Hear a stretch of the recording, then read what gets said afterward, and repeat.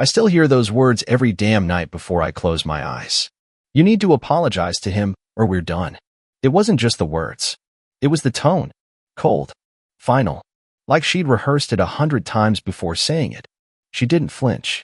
Didn't blink. Just stared at me like I was a stray mutt who'd pissed on her designer carpet. Let me back up. Not too far. Just to that night. It was a Friday. Rainy. We were hosting a dinner party at our place in Westwood. Classic crowd, her coworkers, a few of our mutual friends, and him. Tyler. Her so-called best friend. Tall, smug, always too handsy with her in front of me. I hated the guy from the start. Something about his laugh made my skin crawl, like he knew something I didn't. And damn it, he did. My wife, Jessica, insisted Tyler was like a brother. Strange thing is, I've got a brother. He doesn't whisper in my wife's ear when he thinks I'm not looking. That night, it all blew up. We were in the kitchen, refilling drinks, when I caught Tyler pressing his hand to her lower back for just a second too long. She didn't pull away. Didn't even twitch. She smiled. That same smile she used to give me when we first started dating, like I was the center of her universe. Only now, it was pointed at him. I pulled him aside. Tried to keep it civil, man to man. I said, "Hey, bro, back off a bit. Yeah? You're crossing lines." He laughed in my face. "Lighten up, Ethan," he said. "She's not made of glass." That was it. I told him to leave. Called him a snake. Things escalated fast. Voices got raised. The room fell silent. Jessica came storming over and dragged me by the arm into the hallway like I was some misbehaving kid. And then she said it. "You need to apologize to him or we're done." I blinked. "What?" She folded her arms. Looked at me like I was beneath her. "Tyler was here before you. He's more important than you." I felt my breath leave my lungs. I didn't even argue. I didn't scream or beg or try to reason. I just stared at her. The woman I married. The woman who used to fall asleep on my chest and tell me I made her feel safe. I walked past her, grabbed my keys, and left. Drove until my phone died. Checked into a cheap apartment downtown that night and told myself I'd go back in the morning. That maybe she didn't mean it. That maybe it was the wine or the tension or the pressure of the evening. But she didn't call. Not the next day. Not the day after. 5 days. Silence. Then on the 5th night, just as I was about to crash after a long shift, I heard a knock at the door. It was Jessica. No makeup. Hair a mess. Crying like her world was ending. I stood in the doorway, arms crossed. "I'm sorry," she whispered. I don't know what I was thinking, but I wasn't some lost puppy she could whistle back. "I need to talk to you," she begged, voice cracking. "Please. Let me explain everything."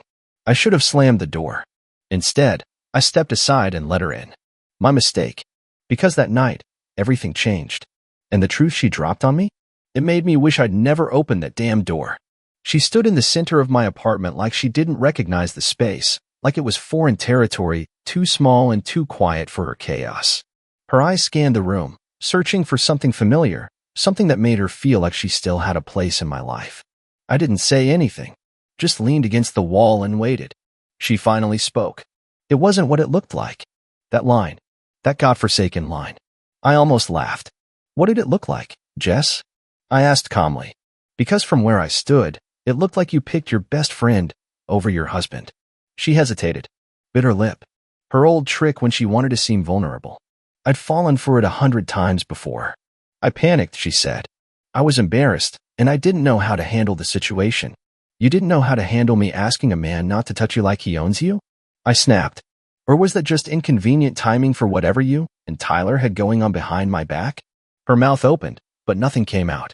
Then she sat down on my couch like she was exhausted, like I was the one who had put her through hell. "Okay," she whispered. "Fine. I'll tell you everything." I stayed silent, heart pounding, fist clenched behind my back. I knew what was coming. My gut had been screaming for months. "It started a few months ago," she said. "After we had that fight in February.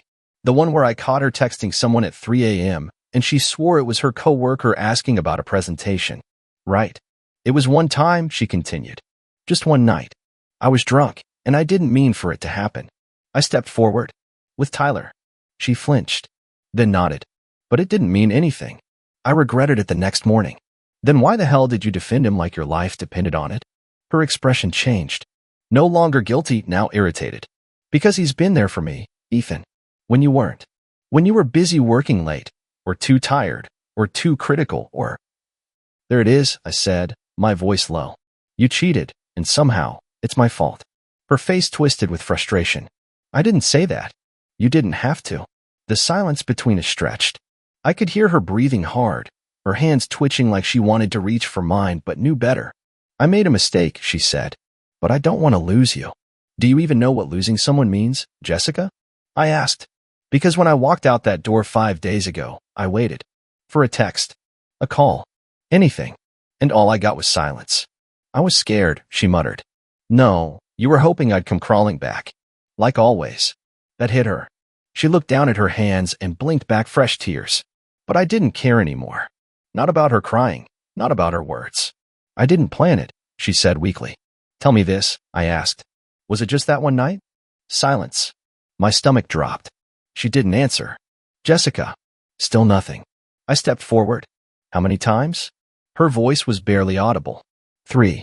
I turned away, my whole chest tightening. The walls felt like they were closing in. I stared at the window for a long time, trying to breathe. Then she added, but it's over now. I swear. I haven't talked to him since that night. I spun back. You told me to apologize to him less than a week ago. She opened her mouth. Closed it. The lies couldn't even keep up with each other anymore. I didn't know how else to protect myself, she said. Protect yourself? I repeated. From what? Me? The guy who's done everything to make you feel loved, who backed you through every dumb business idea, every drama with your mom, every passive-aggressive post your friends made about me. She stood up, furious now. I said I was sorry. I laughed bitterly. You said a lot of things, but none of it changes what you did. She stepped closer. We can fix this. No, Jess. You broke it. And I'm done trying to glue your mess back together. She slapped me. Not hard, but just enough to break the last piece of whatever we had. I didn't react. I just nodded slowly. And I opened the door. She stared at it. Then at me. You're seriously kicking me out? I'm done. She stepped outside without another word. No apology. No breakdown. Just walked into the night like she still thought she could win. And for the first time in months, I felt like I could finally breathe. But the story wasn't over yet. Not even close. I didn't sleep that night. I just sat on the couch staring at the door, half expecting her to come back and start banging, yelling, crying something. But nothing. Just silence. She was gone. And for the first time, I wasn't sure if that was relief or the start of a deeper kind of pain. The next morning, I did something I'd been avoiding for weeks. I pulled out her old laptop, the one she used before she got her new MacBook for work. It was collecting dust under the bed, untouched, forgotten, or so she thought. She always assumed I was too trusting, too naive to dig. I wasn't. It took me a minute to guess the password. Her mother's birthday. Classic. And just like that, the screen lit up, and a flood of her digital life spilled into mine. Emails. Messages. Files. There was a folder. Labeled Taxes 2021. She thought she was clever. Inside weren't tax files. Just dozens of saved screenshots. Conversations. Photos. And not just of her and Tyler. There were others. Men I didn't even know. Names like Brian, Eric, Lucas. Some messages were months old. One of them went back nearly a year. Back when she and I had been planning a vacation I had to cancel for work. She told me she'd spent that week alone, catching up on sleep. She wasn't alone. The text said it all. I needed that night with you. I was starving for it. I can't believe I feel more alive after one night with you than in a year of marriage. There it was. In black and white. Not just betrayal. Disgust. Contempt. She didn't just step outside our marriage, she spit on it. Mocked it. I kept scrolling, numb. And then I saw it. A video. I hesitated. I wish I'd closed the laptop. But I didn't. It was her. In our bedroom. Laughing. Wearing something I'd bought her on our anniversary. And the man holding the camera wasn't me. I closed the laptop and sat there in silence for a full hour. My hands were shaking. Not from rage. Not even sadness. Just a complete, soul-deep hollowness. Like someone had scooped me out and left me a walking echo. I didn't cry. Not yet. That would come later, at the most random, humiliating times. Like at a gas station when the cashier asked how my day was going. Or while folding laundry and finding that stupid hoodie of hers I used to sleep in when she traveled. I called my best friend, Mike. Told him everything. He offered me a place to crash, a bottle of whiskey, and an alibi if I needed to bury a body. I didn't laugh, but I appreciated the offer. The next day, I served her with papers. She showed up again, of course. Cried harder this time. Threw herself at my feet in the hallway of my apartment like we were in some twisted soap opera. Neighbors peeked out their doors. I just stood there, arms crossed, watching her melt down. Please, she sobbed. I made mistakes, I know. But I love you, Ethan. Tell me something, I said. When exactly did you stop loving me? Was it before or after you let Tyler film you in our bed? Her face went white. And for the first time, I saw something real in her eyes. Not guilt. Not shame. Fear. You watched it, she whispered. You saved it. She looked like she was going to collapse. You're not even sorry, I said. You're just sorry, I know. She grabbed my shirt. I was lost. I didn't feel desired. You changed. You became cold. You want cold. I pulled her hands off me. You haven't even seen cold yet. She tried to slap me again. This time, I caught her wrist midair. Don't, I warned. She froze. That arrogant, manipulative mask finally cracking. She realized then I was gone. Not physically, not just legally, but emotionally, spiritually. I didn't belong to her anymore. She left without another word. And for the first time in weeks, I slept. Deep, dreamless. But the real storm was still coming. Because a few days later, I found out something else. Tyler wasn't just her affair partner. He was planning something bigger. And she was in on it. A week passed. I tried to keep my mind on work, stay focused, keep the phone off, ignore the aching silence that followed me like a damn shadow. But something didn't sit right. The way she left. The way Tyler just disappeared from her messages. It felt too clean. So I started digging. First thing I noticed, our joint account had multiple withdrawals over the past 6 months. Large ones. Thousands. Labeled under random categories like consulting and wellness retreats. Problem is, I never approved any of those. And Jessica sure as hell never told me. I called the bank. Had the statements pulled. $32,000. Gone. She'd been funneling money out of our account and sending it to a business account registered under someone named T. Reynolds. Tyler's last name. My chest tightened. I opened LinkedIn. Found him. He recently launched some fake-looking media agency 3 months ago. Website with stock photos. No employees listed. No clients. Just a contact form and a flashy slogan. We build your brand from the ground up. Bullshit. Next, I called a friend of mine, Connor. He's a tech guy, deep in cybersecurity. I told him I needed dirt. Fast. Within 2 hours, he had access to Tyler's Dropbox. Inside? Contracts. Signed by Jessica. Agreements transferring shared assets from our business to Tyler's shell company. My name forged. They were trying to steal everything. My clients. My intellectual property. My brand. She wasn't just cheating on me. She was dismantling me, piece by piece. I sat there, staring at the screen, heart racing, palm sweating. I'd been sleeping next to a damn vulture. Feeding her, loving her, defending her, while she planned to gut me and hand the pieces over to her snake of a lover. I sent the files to my lawyer, plus everything from her laptop. He called me 10 minutes later. Ethan, do not speak to her again. She's not just playing dirty, she's playing criminal. The next day, I went home. Not to talk. To gather evidence. I waited until I knew she'd be out, probably grieving with her girlfriends or, more likely, Tyler. I still had my keys. I walked in like I owned the place, because I did. Every piece of furniture, every appliance, every bill, paid for by me. I opened her home office and found a locked drawer. Crowbar did the trick. Inside, documents. More contracts. Flash drives. A journal. That journal. It wasn't even hidden. Just sitting there, full of her handwriting, page after page of filth. Not just about Tyler, about others. About me. Mocking me. Writing about how she tried to love me, but I'd never made her feel like a goddess. That I was too small for her world. That she wanted to build something big with Tyler, and I was just dead weight. I took the whole drawer, dropped it in a duffel and walked out. 3 days later, she was served again. This time with criminal complaints. Fraud. Forgery. Theft. My lawyer moved fast. Her accounts were frozen.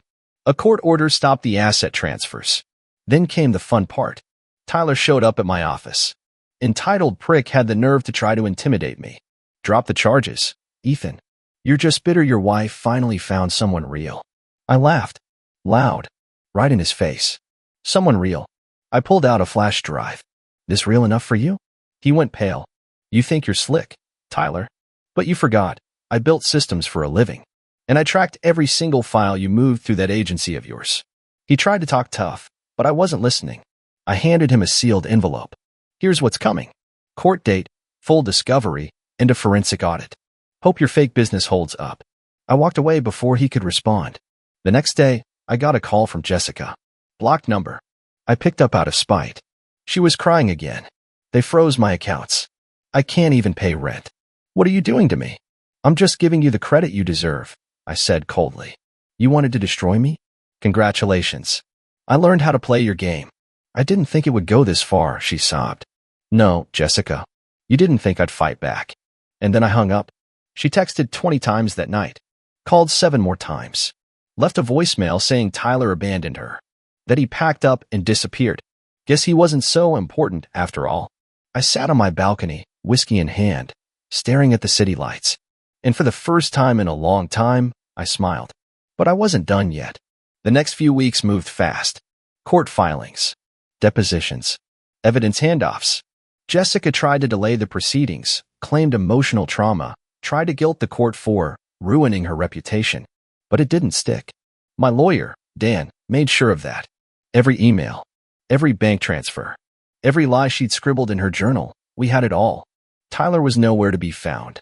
Turns out, his media company was under investigation for wire fraud in 2 other states. Once my lawsuit hit the system, federal eyes turned toward him. His social media accounts went dark, his office was cleaned out overnight, and the last charge to his business card was a one-way flight to Belize. Coward. Meanwhile, Jessica started crumbling. She showed up at my office one morning, uninvited, dressed in some sad imitation of humility. No makeup, hoodie, looking like someone had unplugged her ego. My assistant tried to stop her, but I let her in. For one reason only. Closure. She sat across from me and didn't speak for a solid minute. Just stared, like she was trying to read my mind. But there was nothing left for her to find. The part of me that once loved her? Gone. Torched. I miss you, she said finally. I didn't flinch. She tried again. I made mistakes. But I never thought you'd turn into someone who'd try to destroy me. You did that on your own. I was scared, she said. I didn't know how to build something by myself. That's why you lied? Stole? Sold me out for some low-rent hustler with a camera and fake charm? She looked down. I didn't mean to hurt you. Yes, you did. You just didn't expect consequences. Then she started crying. Real tears, this time. But it wasn't grief. It was panic. I have nothing, she whispered. Tyler's gone. My name's ruined. I'm broke. I don't know what to do. And then she had the nerve to reach across the table and touch my hand. Ethan, maybe we can start over. Maybe this was what we needed to grow. I stared at her. Long and hard. You think this was a growth experience? I thought maybe we could learn something from it. I pulled my hand away. I did learn something. I learned what it feels like to watch someone you trust morph into a complete stranger. I learned how deep betrayal can cut. And I learned that no matter how good someone looks in a dress or how sweet their voice sounds in the morning, they can still be poison. She said nothing. I stood up. This conversation's over. My assistant will walk you out. She didn't move. Just sat there, staring at the floor, like a child being told Santa wasn't real. That was the last time I saw her in person. The divorce finalized 6 weeks later. She walked away with nothing. No alimony, no assets, not even the apartment. Everything she'd tried to steal fell right through her hands like sand. I kept working, built back stronger. My business grew. Word spread fast in the industry. People respect a man who doesn't break under pressure, who handles his hell and still shows up every morning sharper than the day before. And as for me, I don't hate her anymore. Not exactly. Hate's too clean. What I feel is something colder. A kind of indifference that comes after the fire burns out and all that's left is ash and memory. I deleted every picture, threw out every gift, donated the stupid hoodie I used to sleep in, but I kept the journal. Not for revenge, for reminders. Because when someone shows you who they are in writing, with their own hand, you never forget it. The last thing she wrote in the journal was this. If he ever finds out, I'll just cry. He'll believe me. He always does. Not this time. Not ever again. It's strange, the way peace creeps back into your life after chaos. It doesn't knock. Doesn't announce itself. One day you wake up, and there's no pit in your stomach. No anxiety when the phone buzzes. No invisible weight pressing on your chest the second you open your eyes. That day came for me about 3 months after it all burned down. I was walking through a park, just clearing my head, when I passed a couple sitting on a bench. Young, laughing, the way Jessica and I used to, back when it was good. Before the mask slipped, I didn't feel bitterness. Not anymore. Just a quiet ache, like remembering a song you used to love but now can't listen to without flinching. My phone rang. It was my lawyer. Good news, Dan said. They froze Tyler's offshore account. The feds are on it. He's not going anywhere. That was the final thread. The last move in a game I didn't even know I was playing until it was too late. Tyler would rot in some foreign jail or, if I was lucky, in a U.S. courtroom where I could watch him squirm in a cheap suit. As for Jessica, last I heard, she moved back in with her mother. The same mother who once pulled me aside at a family dinner and said, "You're the best thing that's ever happened to my daughter." Right. Her Instagram went quiet. Probably embarrassed. Or rebuilding her next persona. But I had nothing left to say. I'd already said everything by walking away. One night, I got a message request on Facebook. It was from someone named Rachel. "Hi. I know this is weird, but I think we have something in common. My boyfriend cheated on me with Jessica." I stared at the screen for a long moment. We met for coffee the next day. She was sharp, witty, too smart to be caught up in Tyler's web, but heartbreak doesn't care how smart you are. It guts you all the same. She told me everything. Their relationship overlapped with mine. Jessica wasn't just cheating on me with Tyler, she was cheating on Tyler too. It was a circus. A con within a con. Apparently, Rachel found out when Jessica messaged her by mistake, thinking she was texting one of her other toys. We laughed. Genuinely laughed. I hadn't done that in months. There was no spark between us, just two burned souls finding a weird sort of comfort in the fact that the fire hadn't completely turned us to ash. As the weeks rolled on, I started putting myself back together. Therapy helped. So did the gym. Long drives. Jazz music. Cold showers at 3 a.m. when the thoughts got too loud. It wasn't linear. Some nights I still dreamed of her, not the monster she became, but the illusion I married. But I stopped blaming myself. I stopped asking why. Sometimes evil doesn't wear horns. It wears perfume and a fake smile and says, "I love you," right before it stabs you in the spine. There was a moment, small but defining, that told me I was healing. I ran into her sister, Maddie, at the grocery store. We used to be close. She looked at me, stunned. "Wow, you look good." "Thanks," I said, meaning it. "She's a mess," Maddie whispered. "Keep saying she didn't think you'd actually walk away." "I did," I said. "And I'm not looking back." Maddie nodded slowly. "She thought you'd always be the safe one. The backup plan." She miscalculated. As I turned to walk away, she called out, "You deserved better." We all knew it. That hit harder than I expected. Because deep down, I didn't know it. I just didn't want to admit that I had spent years investing in someone who only saw me as a stepping stone. So here's what I learned. If you ever feel like you're constantly justifying someone else's behavior, explaining away their lies, making excuses for their absences and rewriting their betrayals to protect your own heart, you're not in love. You're in denial.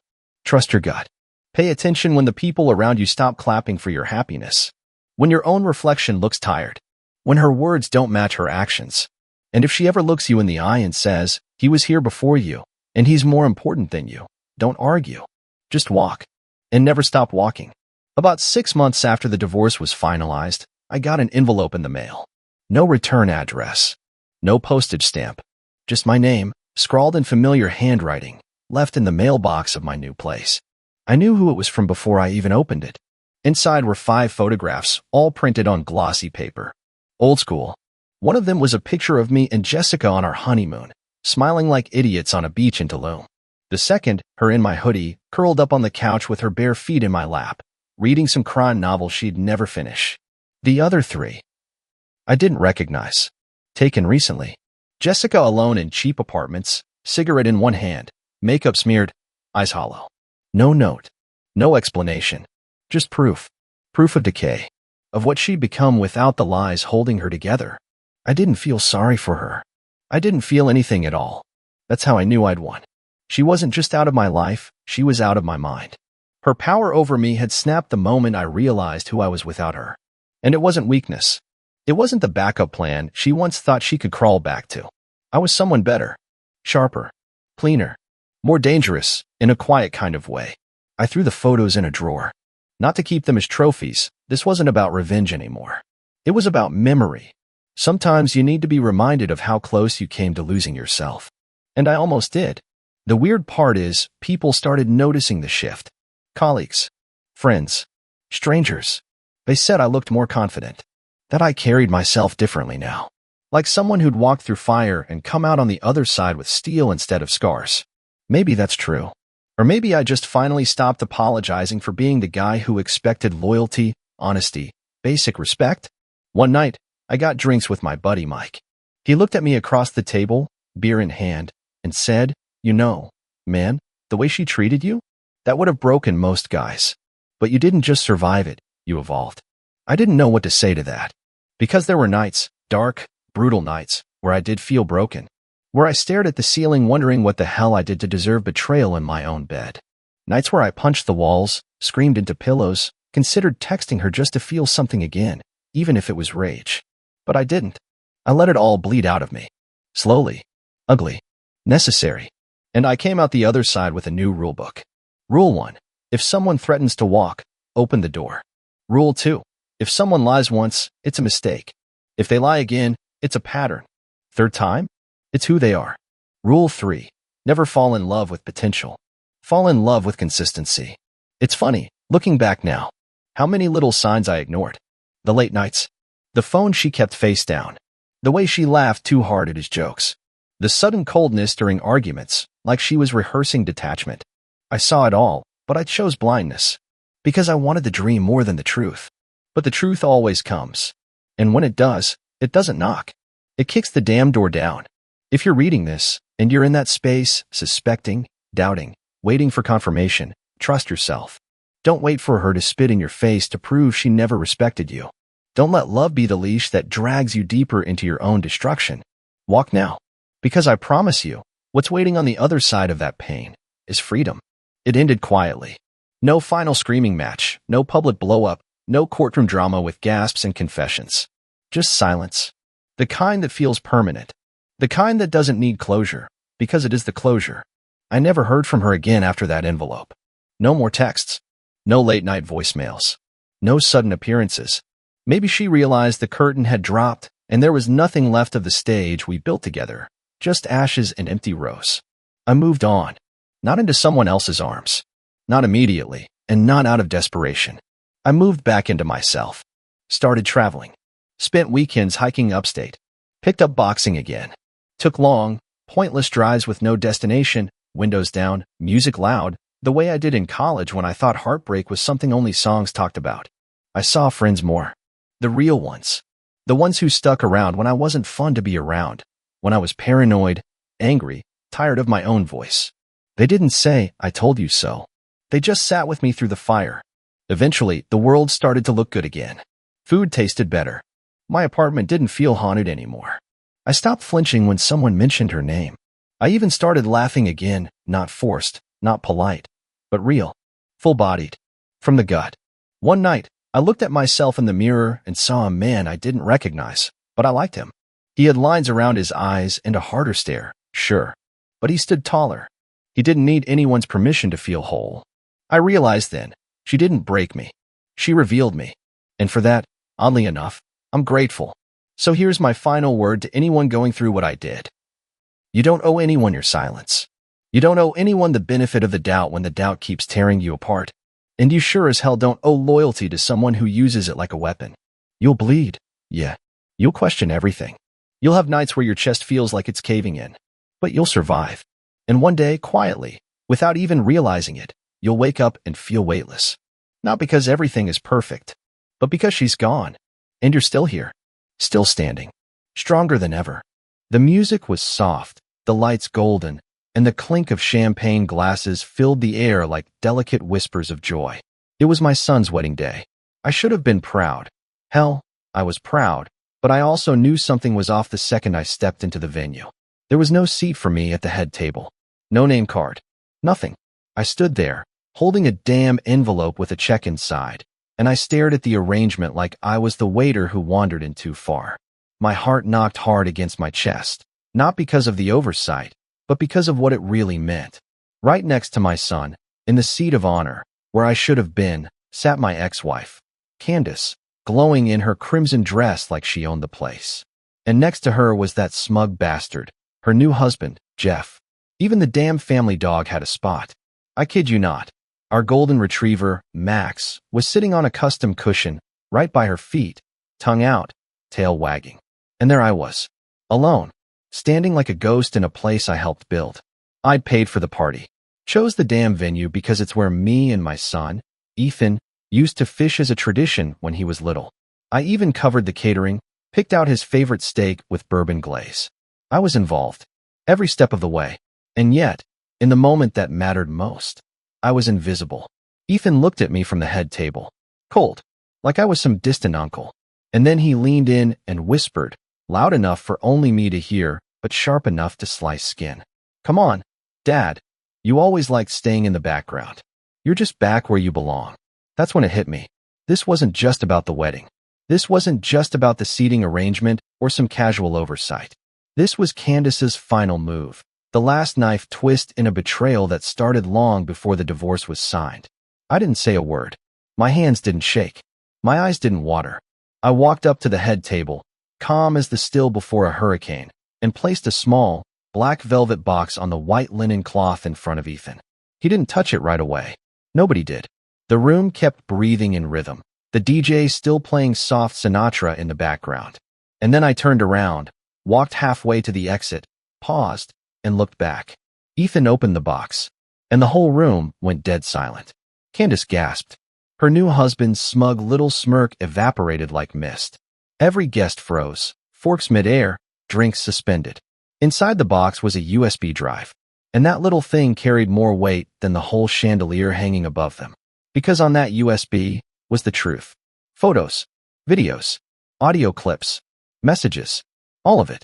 Candace, in hotel rooms, with Jeff, while we were still married, while I was planning her birthday party, while I was recovering from a surgery she never visited me in the hospital for. She had lied through her teeth for years. I always knew something was wrong. She stopped kissing me like she meant it. Always made excuses to be away. She became colder, sharper, like living with a wolf in lipstick. But I stayed. For Ethan. For the house. For the dream I had of a family that didn't break like mine did when I was a kid. The USB was the match. And this wedding? The gasoline. Candace jumped to her feet. You piece of SH. What kind of pathetic move is this? People were pulling out phones. Whispering. Recording. Candace tried to snatch the USB out of Ethan's hand, but he'd already plugged it into the laptop hooked to the projector for the wedding slideshow. What played was not Ethan's baby photos. It was her, in lingerie, calling Jeff Daddy, laughing about how I was too boring and too soft to figure anything out. And then, silence again. Ethan just stared, then looked at me. I didn't smile, didn't gloat. I just walked out of that wedding with my head high and the final echo of Candace's scream trailing behind me like a dying animal's cry. She had the cake, the crowd, the venue, the photos, but I had the truth. And now the world did too. I didn't go home after that. I just drove. No destination, no plan. Just the sound of tires rolling under me and my chest hollowing out a little more with every mile. I wasn't angry anymore. No. Anger burned out somewhere between the third motel and the bottom of the whiskey bottle I found in the glove compartment. What I felt now was colder. Like grief. But worse. Because grief at least comes with some kind of closure. I replayed Ethan's face in my head. The way he looked at me after the video started playing. Not shock. Not betrayal. Just confusion. Like he'd been living in a different version of the story, and suddenly the pages were out of order. Candace had been feeding him lies for years, and I'd been too damn quiet. Too passive. That's on me. I stayed silent. Let her shape the narrative. This sad little husband who couldn't move on. She used to say things like that when she didn't think I could hear her. On the phone with her sister. With her friends. Even Jeff once. Mark just lets things happen. He wouldn't fight back if someone walked in and stole his shoes. I laughed it off the first time. Until I heard it again. And again. After a while, I started to believe it myself. But not anymore. 2 days before the wedding, I found the burner phone. Tucked behind an old makeup bag in the closet.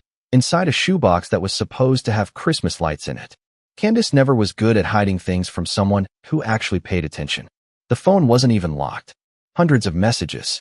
Pictures. Voicemails. She was careless. Or maybe just cocky. Thought I'd never look. There were timestamps of her booking hotel rooms while I was at work. Voice memos where she'd laugh with Jeff about sneaking around like teenagers. And then one message that changed everything. From Jeff.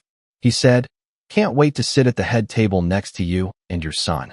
I want to see the look on Mark's face. But he still thinks he's invited."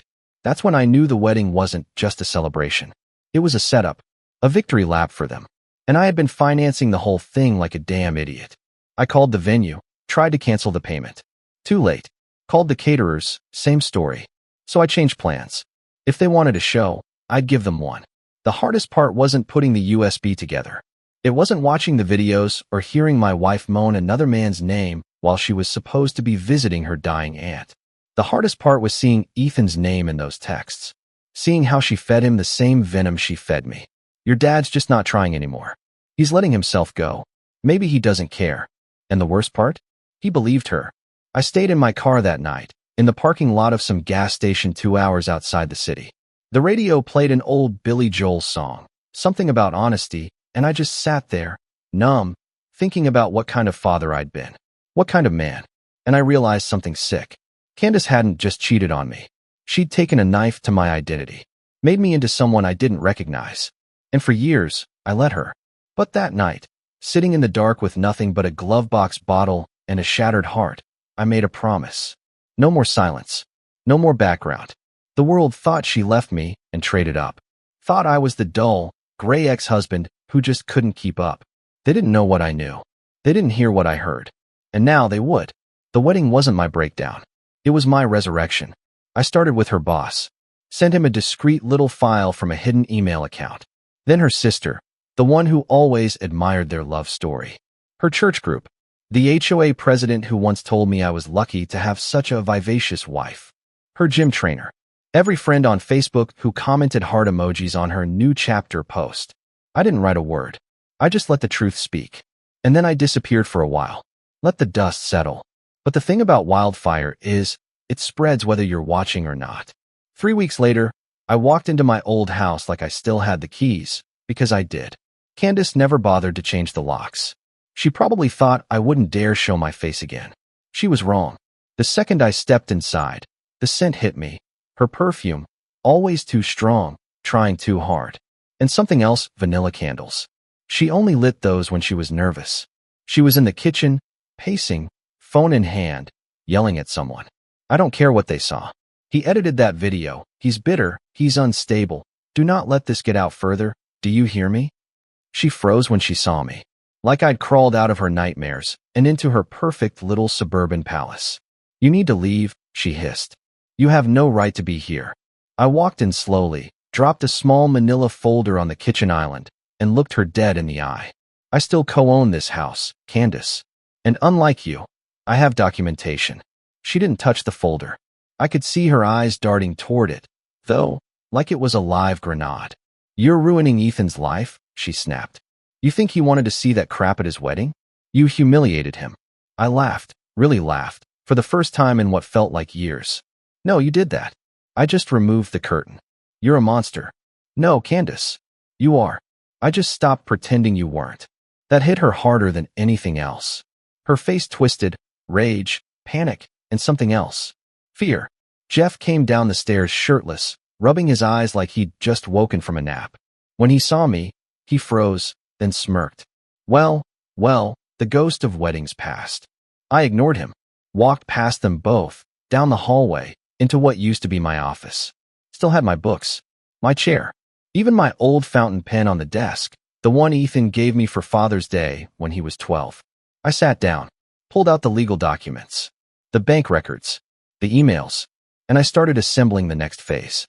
Because this wasn't just about revenge anymore. This was about reclaiming what was mine. My name, my legacy, my damn dignity. Behind me, I could hear them arguing in hushed tones. She was spiraling. Jeff kept saying, "We'll handle it.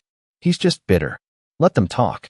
They didn't know I'd already been to a lawyer, that I had started the process of contesting the asset division, that I had proof of her using marital funds to buy gifts for Jeff, that she'd committed perjury in her original deposition. that she was about to learn what the legal system does to liars when the truth comes with receipts. Later that night, I stayed at a motel near the old marina, the place we used to take Ethan when he was a kid. I stared at the ceiling, letting the silence wrap around me like a blanket, and thought about everything. I wasn't the man I used to be, and maybe that was a good thing. The old me stayed quiet, took the beatings with a smile, told himself that love meant forgiveness, even when forgiveness was just another word for self-betrayal. Not anymore. My phone buzzed. Ethan. I didn't pick up.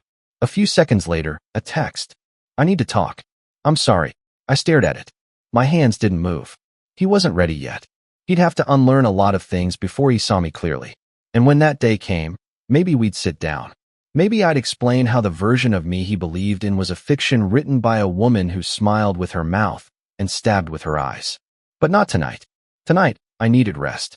The storm wasn't over. Not by a long shot. But now, I wasn't bracing for it. I was the storm. A week passed. Candace stopped calling. Jeff blocked my number. Ethan sent another message, longer this time. He said he was processing, that things were complicated. That word, complicated, almost made me throw my phone at the wall. No, it wasn't complicated. It was simple. His mother was a manipulative liar who'd spent the better part of a decade making me out to be a doormat, while she crept around behind my back and spoon-fed him fiction. And I let her. I was done making excuses, for her, for Ethan, and most of all, for myself. The next stage was financial. I had gone over every shared account, every joint purchase, every transaction flagged during our divorce proceedings. There were dozens. Hotel stays in cities I never visited. Jewelry I never saw. A massage chair I thought was for my back that ended up being a gift to Jeff's office. She was sloppy, arrogant. She thought I was too checked out to notice. My lawyer, Travis, a blunt, no-nonsense guy with a face like a tired bulldog, leaned back in his chair, thumbing through the documents. She's cooked, he muttered. This is a violation of your post-divorce agreement. If she used joint funds after the date of filing, and you can prove it, we can reopen settlement. Maybe more. I nodded. I want everything. He grunted. You'll get it. By Friday, she was served. At her office, in front of the same co-workers she used to brag to about leveling up after the divorce. The look on her face, caught in the photo the process server snapped for documentation, was everything I needed. Panic. Cornered. Caught. But that wasn't the best part. The best part was the email I got that night, from Ethan. Dad, I talked to Mom. I asked her straight up. She didn't deny it. I'm sorry I doubted you. It wasn't forgiveness. Not yet. But it was a crack in the wall. I didn't reply. I didn't need to. Let him sit with it a while. Let him replay every moment where he dismissed me. Let him remember calling me dramatic. Weak. Stuck in the past. Candace texted the next morning. So this is how you want to play it. I ignored her. Then came the call.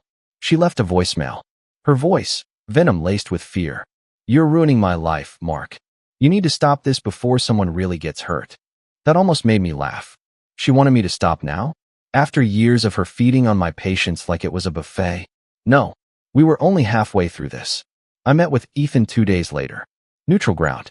A coffee shop halfway between his apartment and mine. He looked tired. Thinner. Like the wedding had aged him 5 years in a month. We sat down, and he didn't even bother with small talk. I was wrong, he said. About everything. I stared at my cup. It's not about being wrong. It's about how fast you ran with her version of the story. I know.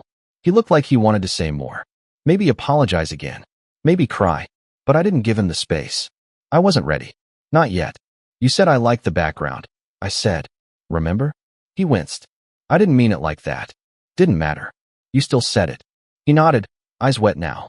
I feel like I don't even know who she is. I leaned back. Now you know how I felt for the last 5 years of our marriage. We sat in silence for a minute. The kind that stretches, heavy, hard to carry. She told me you cheated on her, he finally said. I looked him in the eye. I didn't. Never did. Not once. She showed me texts. I laughed bitterly. She wrote those herself. I found the drafts. Sent them from a burner. I have proof. His mouth opened, but no words came. Don't beat yourself up, I said after a pause. She's good. The best. Made a career out of looking innocent. He looked down. Can I fix this? Not today, I said. But you can start. And with that, we parted. Outside, the wind had picked up. Clouds rolled in. Storm brewing. I pulled on my coat, hands in my pockets. It wasn't over. Not yet. But the foundation was cracking under her lies. And I was finally the one swinging the hammer. 3 days later, Candace showed up at my apartment. No call, no text, just a knock on the door like she still had the right. I opened it, looked her dead in the eyes, and said nothing. She had makeup on, but not the usual war paint. This was her vulnerable look. Barely their mascara, hair in a loose bun, cardigan draped like she'd just thrown something on. The same look she used to wear when she wanted to manipulate me into dropping something. Cry, guilt, beg, distract, her classic cocktail of performance.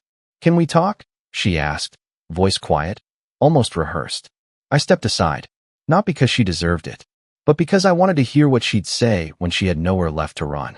She sat on the edge of the couch, legs crossed, hands folded like she was in therapy. "I've been thinking," she started, "about what happened at the wedding." I leaned against the kitchen counter, arms crossed. "That wasn't what happened. That was what you caused." She sighed. "You think I wanted things to end like this?" "No. You wanted me silent. You wanted your fantasy, the new husband, the fake narrative, the ex who faded away. I ruined that." She frowned. "You are bitter. You think this is bitterness?" I walked closer. "No, Candace. This is clarity. Something you've never handled well." Her eyes narrowed, but the fake calm stayed. "Jeff's threatening to leave. My work's under review.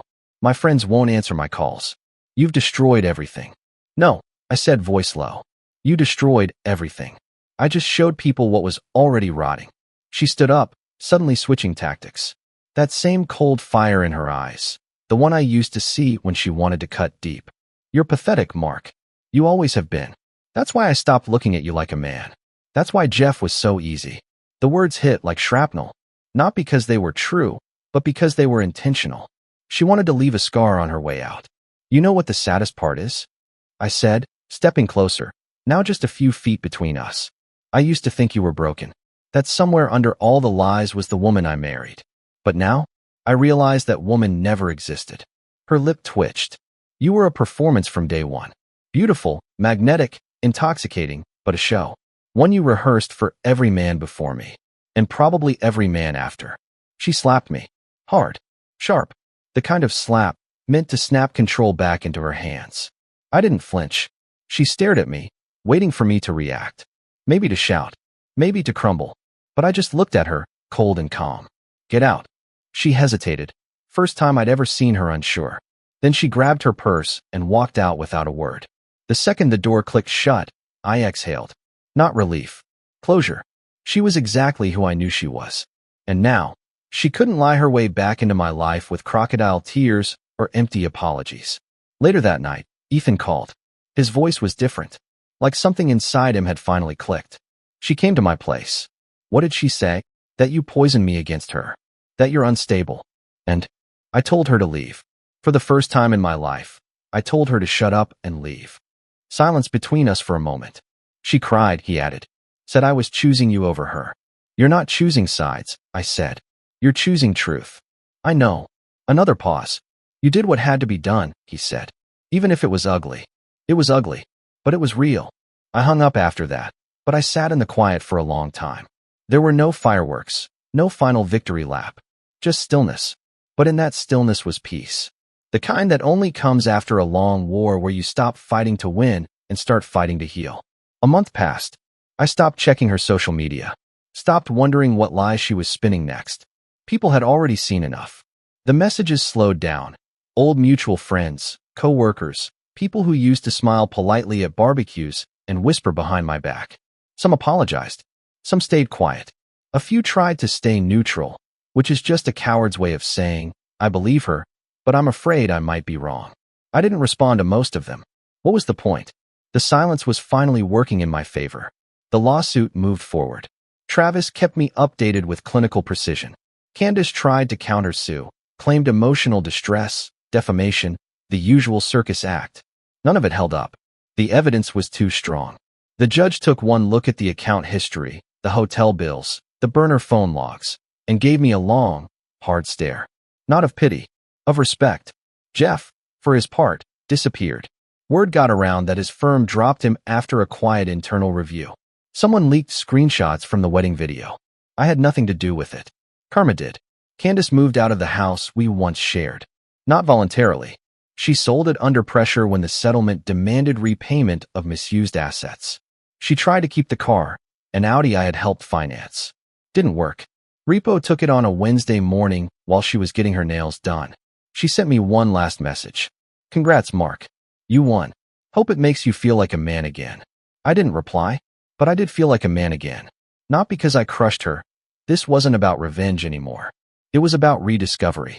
About waking up in the morning without the taste of shame in my mouth. About looking in the mirror and not seeing a ghost of myself. I started walking more. Not for fitness. For peace. There's a park down by the water, the one where I used to take Ethan when he was little. I started going there again. Just me, the breeze, the ducks, and the occasional stranger who nodded on their way past. No one knew me. No one looked twice. And that anonymity was sweeter than any public vindication. Ethan came by once. No warning. Just showed up at my door with 2 coffees and that nervous energy he always had when something weighed on him. He sat across from me in the living room and said, I don't know how you kept it together all those years. I didn't, I answered. I just got good at hiding the cracks. He nodded. I keep thinking about that day. The wedding. What I said. What I didn't say. I've thought about it too, I admitted.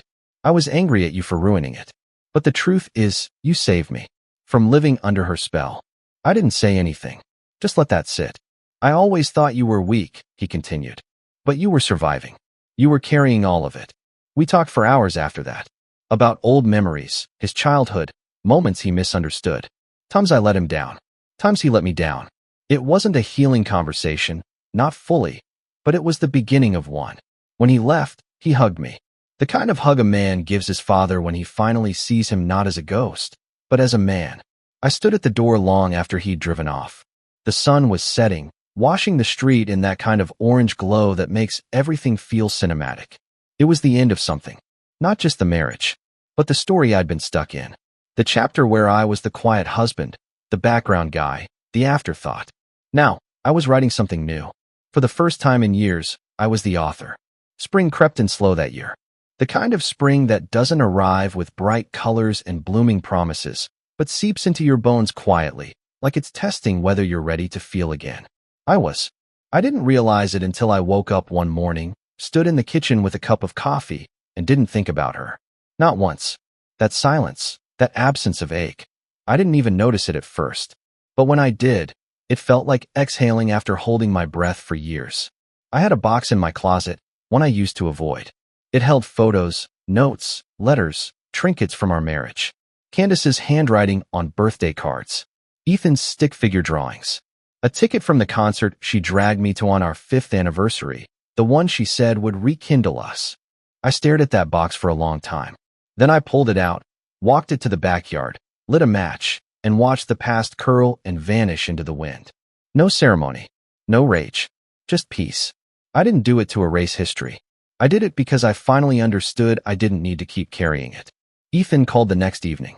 Said he wanted me to meet someone. I've been seeing her for a few months, he said, a nervous lilt in his voice. Didn't want to bring it up, while you know. I smiled. I'm glad, kid. Bring her by. When they showed up, I was halfway through grilling. His girlfriend, Ava, was bright-eyed, confident, the kind of woman who looked you straight in the face and didn't play games. Ethan seemed lighter around her, like he wasn't walking on eggshells anymore. We sat, we ate, we talked. She asked thoughtful questions. He smiled the way I hadn't seen in years. And somewhere in the middle of a dumb story about Ethan trying to build a treehouse when he was 9, I caught him looking at me. Not the way he used to, with judgment, or pity, or confusion, but with something else. Gratitude. That night, after they left, I sat outside under the porch light. The air was crisp. I thought about all the nights I used to sit in that same chair wondering where Candace was, what lie she'd come home with next, what part of myself I'd have to ignore just to keep the peace. That man was gone, burned up in the same fire as the wedding invitation, the hotel receipts, the fake anniversary cards. I didn't feel like a survivor anymore. I felt free. I started writing again. Not for anyone else. Just for me. Thoughts. Stories. Memories. Pain that used to feel too sharp to put into words now spilled out like ink. I wasn't trying to turn it into a book or impress anyone. I just needed to get it out of me. And one day, while writing, I realized something simple and devastating and beautiful. She took everything she could from me, but she couldn't take me. Not really. She couldn't take my integrity. She couldn't take my love for Ethan. She couldn't take the truth. She tried, but I'm still here, still standing, still whole. I stood at the edge of the dock that evening, the lake calm and glassy, reflecting the last orange blush of the sun. I hadn't been back here in years, not since before the divorce, before everything fell apart. The place felt smaller now, not physically, just quieter, less haunted. There used to be a bench at the end. I'd sit there while Ethan fished, Candace pretending to read, always sneaking glances at her phone. I used to think she was checking work emails. Turns out, it was Jeff, or someone like him. Hell, maybe there were more. I looked out at the water and smiled. Not a bitter smile, not a wounded one. Just peace. Everything had happened. The betrayal, the humiliation, the unraveling of a family I once thought would last forever. But pain has a strange way of shaping you. I didn't come out the other side untouched, but I came out better, sharper, stronger, and not in some movie script way. I didn't find a new wife, or suddenly get rich, or become some public hero. I just got myself back. And for the first time in a long, long time, that was enough. Would I ever trust like that again? I don't know. Maybe. Maybe not. But I've learned that trust doesn't begin with someone else. It starts with you. Trusting your gut. Trusting your value. Trusting that when someone tries to bury you under lies and disrespect, you'll dig your way out. Ethan and I, we're getting there. We don't talk every day, but when we do, it's real. And real's better than perfect. Candace? Last I heard, she's living in a condo she can't afford, bouncing from job to job. I don't take joy in that, but I don't feel sorry either. She chose her path. I just stepped out of her way. If I could tell anyone going through what I went through one thing, it'd be this. Don't mistake silence for peace. Don't confuse endurance for love. And never let someone who lies like it's breathing convince you that your pain is just weakness. You're not weak. You're human. I'm not angry anymore. I'm not even sad. I'm just free. And damn, that feels good. I came back from an errand and opened the door. 2 glasses of wine on the coffee table. Someone else's shoes near the couch. Her bra, red lace, draped over the armrest. My breath caught in my throat. Then I heard it. The unmistakable sound of skin on skin. Moans drifting down from upstairs. The kind of sound she used to make with me when we were happy. Oh God. Yes, more. I froze. In combat, I'd seen death. I'd heard men scream as their lives slipped away. I'd carried my brothers through gunfire. But nothing, had ever torn me apart like hearing her voice given to another man. You're so much better than my cuckold. That loser. Something inside me snapped. My vision tunneled. My heart stopped pounding, it calculated. Every nerve in my body went cold, sharp, precise. I climbed the stairs. Slowly. As if in a dream. Step by step, her betrayal became more real, every moan a bullet shredding through whatever love I had left for her. At the top, the bedroom door was cracked open. The dim light spilled onto the hallway floor like a crime scene waiting to be discovered. I pushed the door open. She shrieked. The bastard froze mid-thrust, his smirk oozing arrogance. He didn't even bother to cover himself. I said nothing. I just pulled out my Beretta. And I put a bullet in his heart. The gunshot roared through the house like a thunderclap. The bastard's smirk disappeared before his body even understood it was dead. A bloom of red spread across his chest as he collapsed backward, hitting the floor with a dull thud. For a moment, there was only silence, except for my own breathing, slow and controlled. Then she screamed. Not in grief. Not in horror. In rage. You crazy son of a, what the hell did you do? She scrambled off the bed, her naked body barely covered as she grabbed a sheet. Her blue eyes, the ones I used to get lost in, now burned with fury, not heartbreak, not guilt. Fury. I stood there, gun still in my hand, watching her. "Are you out of your damn mind, Luke?" she shrieked. "You just murdered someone in our house. Her house. Her bed. Her betrayal." I let out a slow breath, my grip tightening on the Beretta. My voice, when it came, was calm. Too calm. "I was running errands, Sarah." I gestured toward the corpse, the sheet now soaked in his blood. "Looks like you found something else to do while I was gone." She laughed. Laughed. A short, sharp, bitter thing. "Oh, don't act like this is some big tragedy. You were never enough for me." I didn't move. Not enough? The words sliced through me sharper than any blade. She tossed the sheet aside and reached for her robe, stepping over the body like it was an inconvenience, not a human being. "You should have known, Luke. You think I didn't notice how you looked at me differently after the deployment? How you came back all broken? You were never the same. I wanted a man, not some brooding, silent loser who jumps at shadows." I stared at her, something deep and dark rising in my chest. I fought for her. I bled for her. And this is what I came home to? The rage was unholy. Her lips curled. "And now? Look at you. A killer. Jesus, Luke, you really are just a pathetic, violent psycho. What, you think this makes you a man?" She crossed her arms, defiant. Not afraid. That's when I knew. She never loved me. Not really. Every kiss, every whispered, "I love you," every touch, it was all bullshit. A performance. She walked past me, stepping into the bathroom like she wasn't standing in a crime scene. The door slammed shut. I exhaled, dragging a hand down my face. The bastard on the floor was still, his eyes blank, staring at the ceiling. I looked at the gun in my hand. The weight of it felt right. A thought drifted through my mind, cold and detached. One bullet. One more. End this completely. I turned toward the bathroom. The door opened before I reached it. She stood there, fully dressed now, mascara smudged but chin high. Her phone in her hand. I called the cops. My body went still. Of course, she did. Not because she was scared. Because she wanted to win. Her lips curled into something cruel. "Enjoy prison, Luke." Sirens wailed in the distance. I looked at her one last time, then at the bastard's body.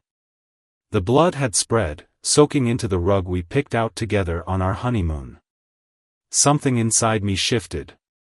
She expected me to panic. To beg. To fall apart. Instead, I smiled. And I walked out.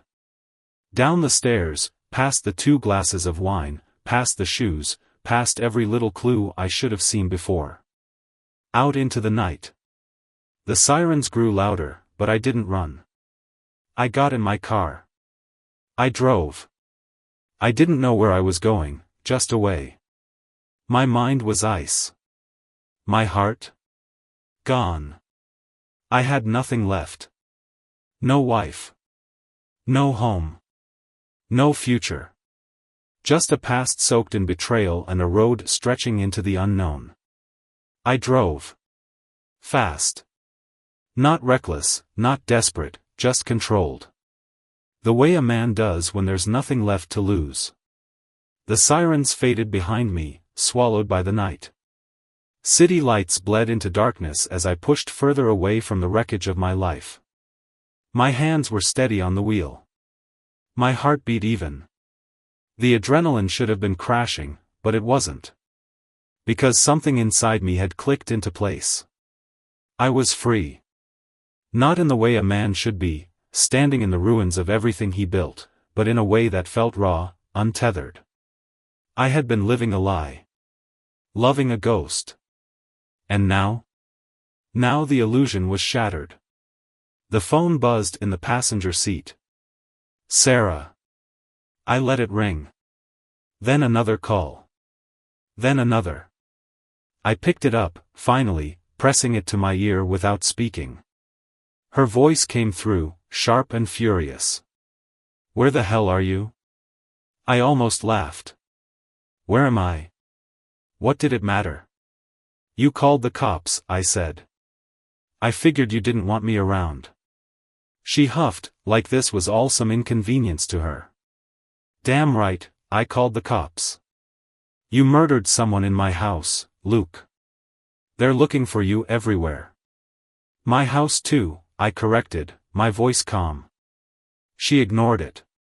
You need to come back. Turn yourself in. Maybe, just maybe, they'll go easy on you. Say it was a crime of passion or PTSD or whatever. I let silence stretch between us. Let her sweat. Then I said, you sound nervous. A pause. What? You didn't call to convince me to surrender, Sarah. You called because you don't know where I am. I let my voice drop, slow and deliberate. And that scares you. She swallowed. Don't be dramatic. I smiled. She was so good at lying. Twisting reality to suit her. But I heard it, that tiny quiver beneath her words. She wasn't afraid of the cops. She was afraid of me.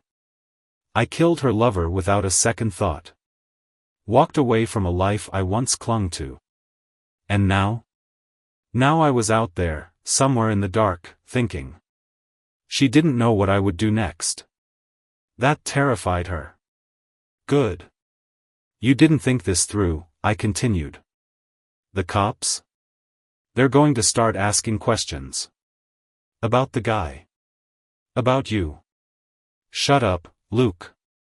Who was he? I asked, though I already knew the answer. She hesitated just a little too long. That doesn't matter, she said. Wrong answer. I reached for the glove compartment, pulling out the spare pistol I kept there. A little insurance policy I never thought I'd need. Who was he? I repeated. She sighed. Jesus, fine. His name was Brandon. He was a friend. I met him. A friend? I cut her off. Friends don't F***K in my bed, Sarah. She scoffed. Oh, grow up, Luke. People cheat. It happens. Maybe if you weren't so goddamn cold all the time, I wouldn't have needed someone else. There it was. The final knife. She never wanted me back. Never wanted to fix things. This was about control. About making sure she stayed in power. Too bad for her, I wasn't playing her game anymore. Where are you, Luke? She asked again. I rolled down the window, letting the night air rush in. Don't worry, babe. You'll find out soon enough. And then I hung up. I threw the phone onto the empty passenger seat and drove, the city lights fading behind me. Brandon. I ran through the name in my head, my mind clicking into place like a machine. I needed to know who he was, where he came from. Because Sarah? Sarah was a liar. And liars never just have one secret. I pulled off the highway into a rundown gas station. Old neon flickered overhead. A few truckers loitered near the pumps, smoking, watching me as I stepped out. I ignored them, grabbing a burner phone from inside. Paid in cash. Back in the car, I dialed a number I hadn't used in years. 3 rings. Then a voice answered, low and rough. Didn't think I'd hear from you again, brother. I exhaled. I need a favor. A pause. Then, what kind? The kind where I need to know everything about a guy named Brandon. Another pause. Then a chuckle. You in trouble? I considered that. Not yet. Send me what you got. I texted him the name. Nothing else. 5 minutes passed. Then the reply came. Oh, man. You're gonna love this. An address. A last name. And a final text that made my pulse slow, steady. Your wife's been real busy, buddy. Brandon wasn't the only one. I stared at the screen, letting the words sink in. Sarah didn't just cheat. She built a network of betrayals, each one layered beneath the last. And I had just scratched the surface. I put the car in drive, my destination clear. She thought the worst was over. She had no idea. The address wasn't far. A quiet neighborhood, the kind where people pretend their lives are perfect while hiding their filth behind drawn curtains. I parked a few houses down, engine running, eyes locked on the house I now knew belonged to Brandon. Or at least, had. There wouldn't be much left of him now. A porch light flickered weakly against the night. I watched shadows shift behind the blinds. Someone was home. I stepped out, shutting the door softly, my boots crunching against the gravel. My heart? Steady. My hands? Loose. I had been here before, not in this neighborhood, not in this exact moment, but in this feeling. The calm before the storm. The part where the world held its breath, waiting to see what kind of destruction I would bring. I rang the doorbell. A pause. Then soft footsteps. The door cracked open. A woman, early 30s, blonde, pretty in that exhausted way mothers get when they carry too much weight alone. She blinked at me. Can I help you? I kept my voice smooth. You're Brandon's wife? A flicker of something. Her fingers tightened around the doorframe. Who are you? I took in her posture, the guarded stance, the way her eyes flicked past me, checking for threats. She already knew something was wrong. I sighed. He's dead. The words hit her like a slap. She staggered back, her face twisting, not with grief. With shock. No, she whispered. No, she swallowed hard. What happened? I let the silence stretch. Then I asked, did you know? She stiffened. Know what? I tilted my head, watching her. That he was screwing my wife. Her breath hitched. Her shoulders dropped, like I had knocked the wind from her. And that was all the confirmation I needed. She knew. I took a step forward. She didn't move. Didn't try to run.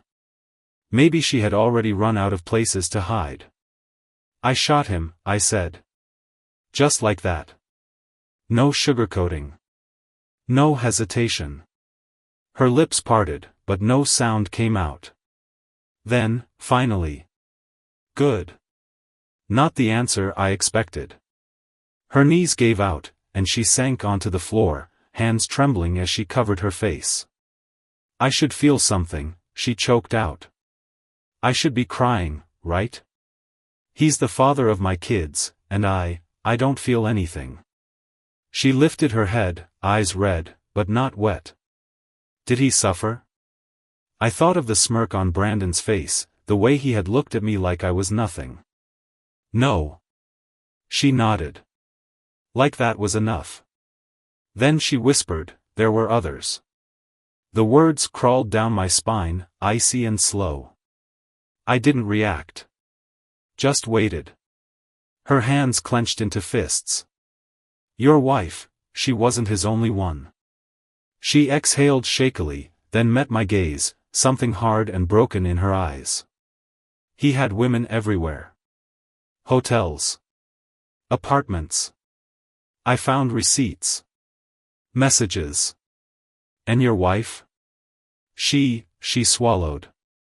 She wasn't just another affair. She helped him. My pulse slowed. What do you mean? Her voice wavered, but the truth spilled out anyway. They weren't just sleeping together. They were setting men up. Rich ones. Powerful ones. She'd seduce them, get them comfortable. Then Brandon would rob them blind. Sometimes blackmail. Sometimes worse. A cold, sharp weight settled in my chest. Sarah wasn't just unfaithful. She was a predator. I should have seen it. The way she always wanted more. More money, more status, more power. The way she looked at people like assets, not humans. I clenched my jaw. Why tell me this now? Her laugh was bitter. Because I'm tired. Because I thought he was just a cheating bastard, but now he's dead, and I don't feel relief. I feel like I'm still drowning. Her fingers twisted in the fabric of her jeans. And because, you might be the only person who understands what it's like to love a monster. The words hit me harder than I expected. Sarah. My wife. The woman I had given my loyalty to. How much of it was real? I took a step back.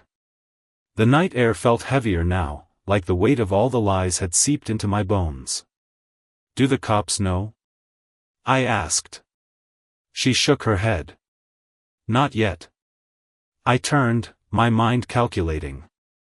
Sarah thought she had won. Thought she had played me. But she had no idea what was coming. This wasn't over. Not by a long shot. I walked away, my steps sure, my purpose clear. Sarah had played the wrong man. And she was about to find out exactly what that meant.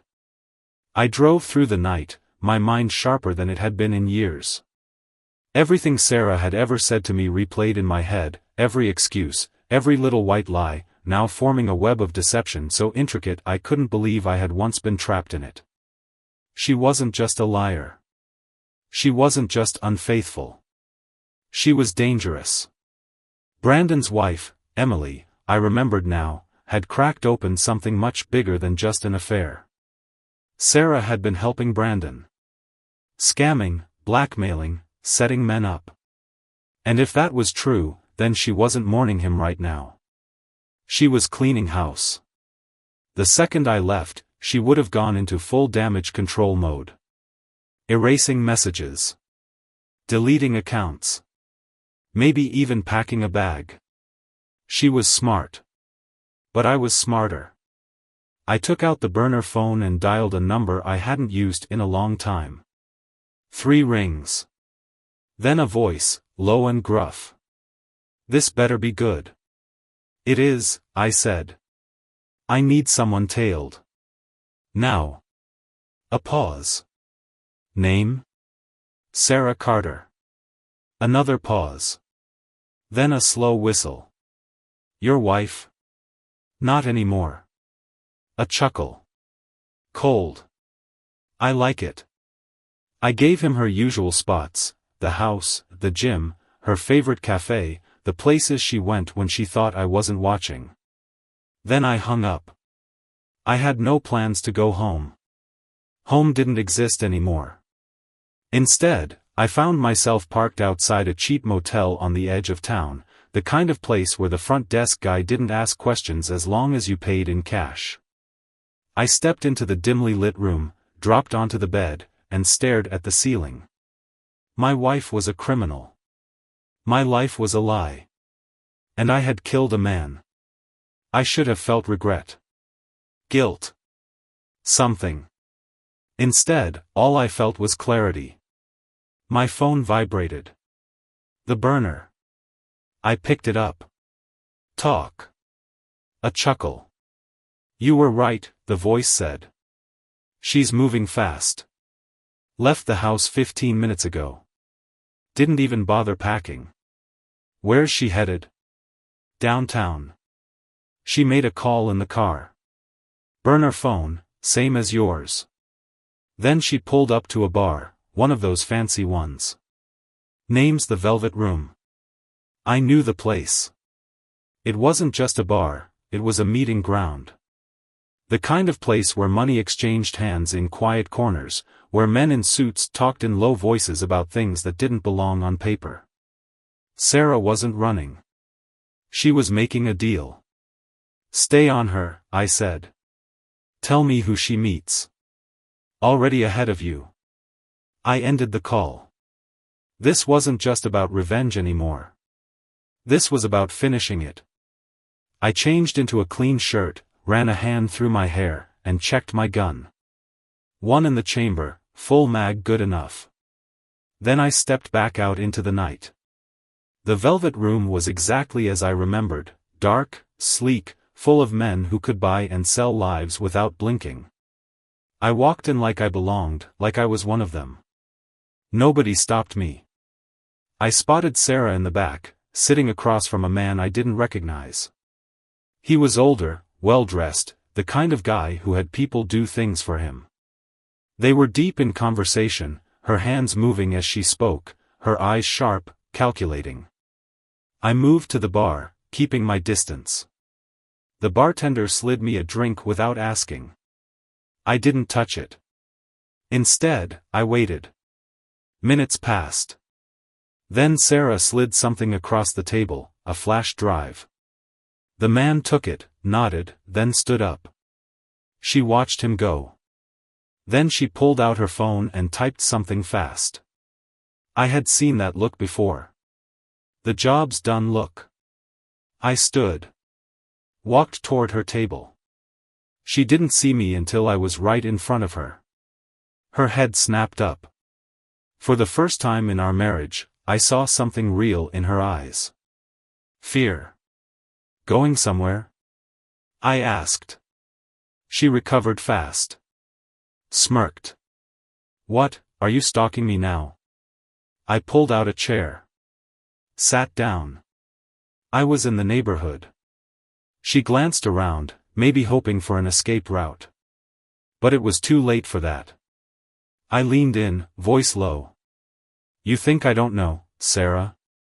You think I don't know about Brandon? About the blackmail, the scams? She blinked. Then, to my surprise, she laughed. Oh, Luke, she purred, shaking her head. You always were slow. I clenched my fists under the table. You used me. She rolled her eyes. Oh, don't be so dramatic. You were useful. And now you're not. My blood ran cold. She knew. She knew I killed Brandon. And she wasn't afraid of it. Which meant she had a plan. I exhaled. You called the cops on me. She smirked. Of course I did. You killed my business partner in a jealous rage. That's what I told them, anyway. I laughed. Actually laughed. She frowned. What's so funny? She snapped.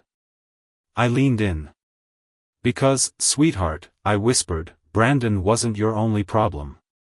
Her breath caught. Just for a second.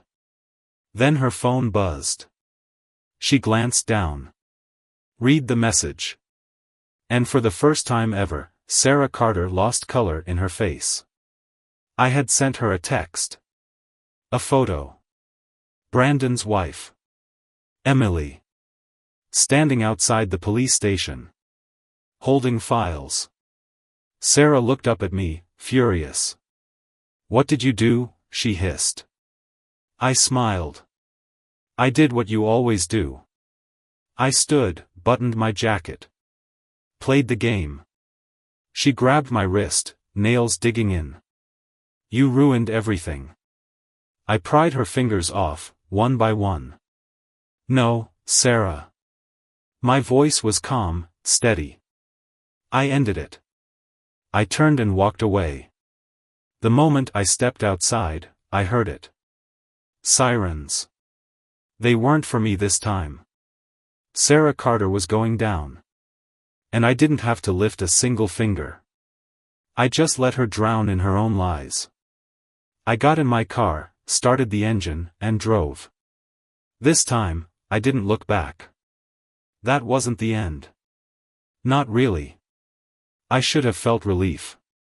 Should have felt something as I drove away from the velvet room, the siren screaming behind me. Sarah had finally lost. I had won.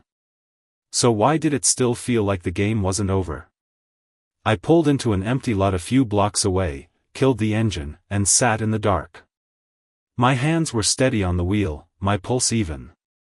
I hadn't slept in over a day, but exhaustion wasn't hitting me yet.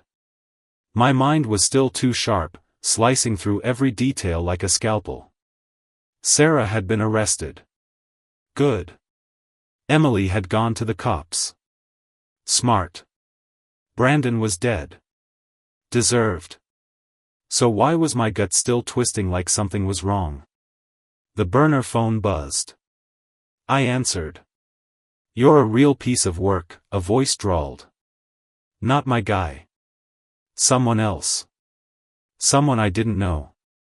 I didn't speak. Just waited. A low chuckle. "Thought you'd be more talkative. Guess that's not your style." A pause. "Then, you made a mistake, Luke." The way he said my name. Casual, like we were old friends.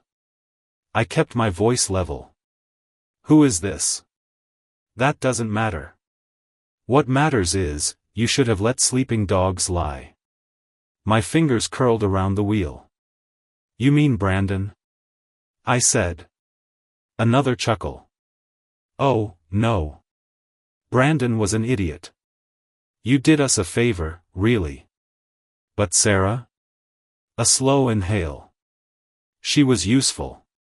The pieces snapped together all at once. Sarah hadn't been running a side business. She'd been working for someone bigger. And now that someone was calling me. "She was sloppy," I said. "You should pick better employees." "She was profitable," he corrected. "And now you've cost us a lot of money." A beat of silence. Then. "So, Luke, how do you plan on paying us back?" I exhaled through my nose, forcing my heart rate to stay steady. "I don't." The voice sighed. "Wrong answer." The call cut off. I stared at the phone. Then I turned the key in the ignition and pulled out onto the street. If they were calling me, it meant they weren't sure where I was yet. It meant I still had a head start. But not for long. I wasn't going home. I wasn't safe. Sarah had been the face, but she was never the real power behind it all. And now that she was in cuffs, they were cleaning house. And I was next. I drove fast but not reckless, blending into traffic. My mind was already working through my options. I couldn't run. That's what Sarah would have done, and she got sloppy. I had to vanish. Burn the past. Start fresh. A different city. A different name. But before I could disappear, there was one last thing I had to do. The gun on my passenger seat was loaded. My bag had cash. I had one last stop. I made a call. Emily picked up. "Luke?" Her voice was tight, on edge. "She's been arrested," I said. "You're safe." A shaky exhale. "Are you?" I hesitated. "Not yet." A pause. Then, softer, "What are you going to do?" "End it," I said. Another silence. Then, "Be careful." I hung up. By morning, I'd be gone. But tonight? Tonight, I had work to do. The city looked different at night, stripped of its charm, left with only cold metal and flickering lights. I drove without a destination, headlights cutting through the darkness, mind sharp, body on edge. The phone call kept replaying in my head. Sarah was out of the picture, but I'd pissed off someone bigger. Someone who didn't make idle threats. Someone who wanted me dead. I had two options, run or fight. I'd never been the running type. I needed leverage. Something that would make them back off. I wasn't stupid enough to think I could take them all out, but if I could make myself too expensive to kill, maybe I'd stand a chance. And I had a feeling the answer was sitting in the one place I swore I'd never step foot in again.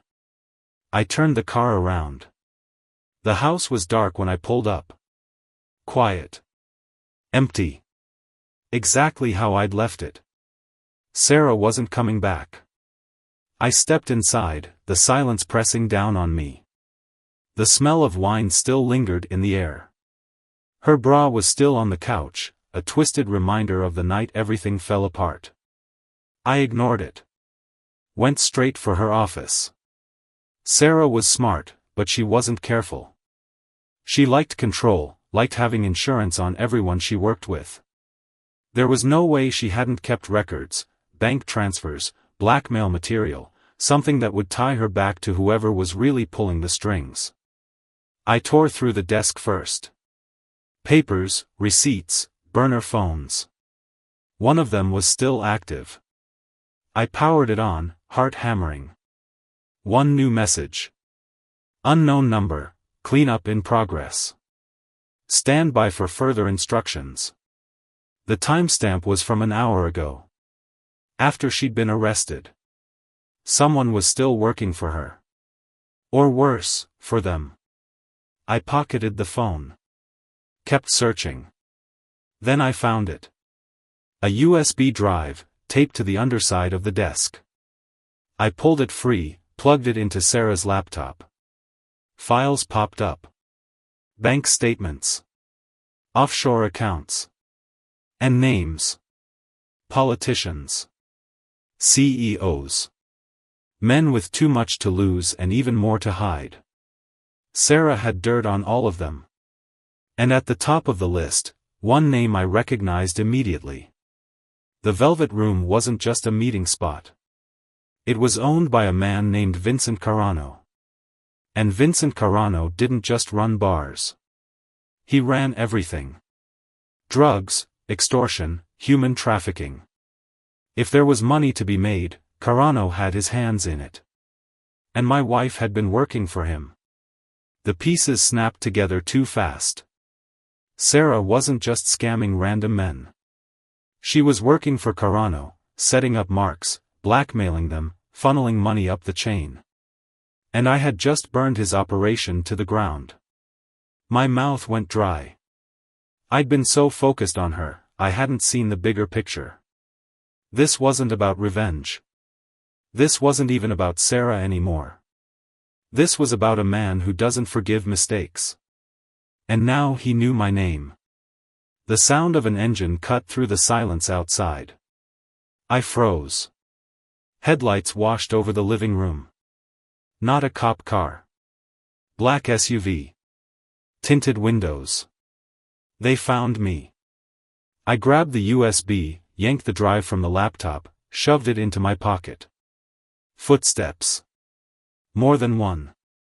Heavy. Purposeful. No time to think. I moved fast, slipping out the back door just as the front exploded inward. A gunshot rang out. They weren't here to talk. I sprinted through the yard, vaulted over the fence. My car was parked down the block, but if they saw me get in, it was over. Another shot. Wood splintered inches from my head. I hit the pavement running. A second SUV screeched around the corner, blocking the street. They had planned this. I ducked into an alley, moving fast. My mind was racing. I couldn't go back to the car. Couldn't go home. I needed an out.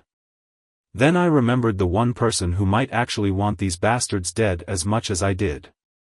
Emily. I yanked out my phone, dialed. She picked up on the first ring. Luke? Listen to me, I said, breathless. I need your help. A pause. Then, where are you? Sirens in the distance. But not for me. Not yet. Emily's place was on the other side of town, a tiny apartment above a closed-down liquor store. I took the back streets, cutting through alleys, dodging traffic cameras. I ditched my phone 3 blocks away and walked the rest. If Carano's guys were tracking me, I wasn't going to make it easy. When I knocked, the door opened immediately. Emily stood there, barefoot, clutching a baseball bat like she had every intention of using it. Her eyes darted behind me before she yanked me inside and locked the door. "You look like hell," she said.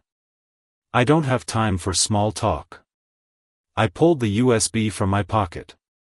"You still have that cop friend?" Her expression darkened. "What the hell did you do, Luke?" "I burned Carano." She sucked in a breath. "Jesus Christ. Yeah. And now he wants me dead." She took the USB, turning it over in her hands. "You're saying this is enough to take him down?" "I don't know." I exhaled. "But I know it's enough to make him hesitate." Emily hesitated. "If I hand this over, I can't protect you." I met her gaze. "I don't need protection. I need him to know I can bury him." Her fingers tightened around the drive. Then she nodded. "Stay here," she said. "I'll make the call." I sat on her couch, staring at the floor. The weight of everything was finally hitting me. Sarah. The affair. The betrayal. The way I had spent years turning a blind eye to the truth. I should have walked away a long time ago. Emily came back 10 minutes later. Her face was pale. "They're on it," she said. "But you need to leave. Now." Something in her tone made my stomach drop. "What?" She hesitated. "Carano knows where you are." I was on my feet in an instant. "How?" She wouldn't meet my eyes. That's when I heard the footsteps outside. The low rumble of an engine. A setup. My chest went tight. "Emily." "I had no choice," she whispered. "They have my sister." A knock on the door. Slow. Deliberate. She flinched. My pulse roared in my ears. I had one chance. I grabbed the bat from her hands and swung it into the light bulb above us. Glass exploded, plunging the room into darkness. Then I ran. The door burst open behind me. I hit the window at full speed, crashing through glass and metal, rolling onto the fire escape. Gunfire ripped through the walls. I didn't stop. I hit the alley and ran. Behind me, tires screeched. Voices shouted. But I kept moving. Because now it was personal. Carano had taken everything. My marriage. My home. My life. And if he thought I was just going to disappear, he was dead wrong. You don't forget the sound of your front door unlocking when you know damn well you didn't touch the keys. That's how it started. I had flown home a day early from Denver, surprise trip. Figured I'd cook her dinner, pour some wine, maybe talk like we used to before her eyes started drifting to her phone every 5 minutes. Her name's Madison, by the way. Blonde, bright smile, sharp tongue. Real boss babe energy. She used to make me feel like the luckiest guy in the world. That ended tonight. The Uber had just pulled off when I slipped my key into the lock, but it didn't click. Door was already open. My heart thudded once, then twice, then silence. Inside, I heard laughter. A deep, smug, masculine laugh. And then I saw him. He was standing in my hallway. Wearing my robe. The gray one Madison got me for our 3rd anniversary. His bare chest peeked through the opening. Her hands were on his chest. And then as she kissed him, deep, like I didn't exist, like I was the stranger, I froze. Not out of fear. Not even pain. Just shock. Cold, hard, brain-numbing shock. Then, without breaking the kiss, she looked at me. Eyes open. Stared me down. Didn't even flinch. Just kept kissing him like it was some goddamn show. And he smirked. Looked me dead in the face and said, "Guess you're early, champ." Champ. He called me champ. Something inside me cracked. Not like glass. Like bone. I didn't scream. I didn't cry. I just turned around, walked out, got in my car, and sat. 20 minutes passed before I even noticed I was gripping the steering wheel so hard my knuckles were white. I wasn't shaking. I wasn't yelling. I was calculating. My wife, Madison Taylor, now Madison the Two-Faced, had just burned our entire life down with a smirk and a tongue down another man's throat. And that man? His name was Bryce. Bryce Holloway. Sales exec. Gym rat. Dumber than drywall. I'd seen his name pop up in her text before, just a friend from work. Sure, Maddie. A friend who apparently knows exactly where we keep the bath towels and what drawer my robe is in. That night, I didn't go to a hotel. I drove 3 hours to my buddy Tyler's cabin upstate. No cell service. No distractions. Just me, a bottle of whiskey, and the echo of Bryce's voice in my head. Guess you're early, champ. That was Monday.